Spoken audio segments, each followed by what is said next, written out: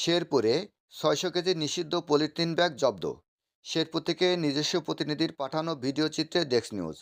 শেরপুর জেলার প্রশাসন ও পরিবেশ অধিদপ্তরের যৌথ অভিযানে ৩০শে ডিসেম্বর সোমবার বিকেলে জেলা শহরের নয়ানী বাজারে তাসনিম ট্রেডার্সের একটি গোডাউন থেকে ৬০০ কেজি নিষিদ্ধ ঘোষিত পলিথিন ব্যাগ জব্দ করা হয়েছে।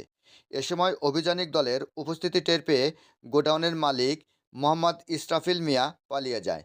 এক গোপন সংবাদের ভিত্তিতে জেলা প্রশাসক কার্যালয়ের সহকারী কমিশনার ও নির্বাহী ম্যাজিস্ট্রেট ডাক্তার গাজী আশিক বাহার, পরিবেশ অধিদপ্তরের পরিদর্শক সুশীল কুমার দাস, সঙ্গীয় ফোর্সসহ ৩০শে ডিসেম্বর সোমবার বিকেলে জেলা শহরের নয় আনি বাজারের অবৈধ পলিথিন ব্যবসায়ী মোহাম্মদ ইসরাফিল মিয়ার তাসনিম ট্রেডার্স অভিযান চালায়। এ সময় মোহাম্মদ ইসরাফিল মিয়া ম্যাজিস্ট্রেট ও পরিবেশ অধিদপ্তরের অভিযানিক দলের উপস্থিতি টের পেয়ে পালিয়ে যায়।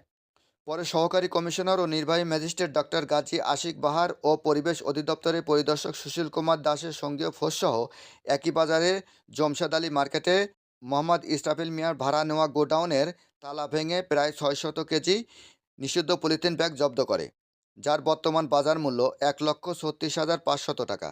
এ ব্যাপারে পরিবেশ অধিদপ্তরের পরিদর্শক সুশীল কুমার দাস বলেন, পরিবেশ রক্ষায় নিষিদ্ধ ঘোষিত পলিথিন ব্যাগের বিরুদ্ধে অভিযান অব্যাহত থাকবে।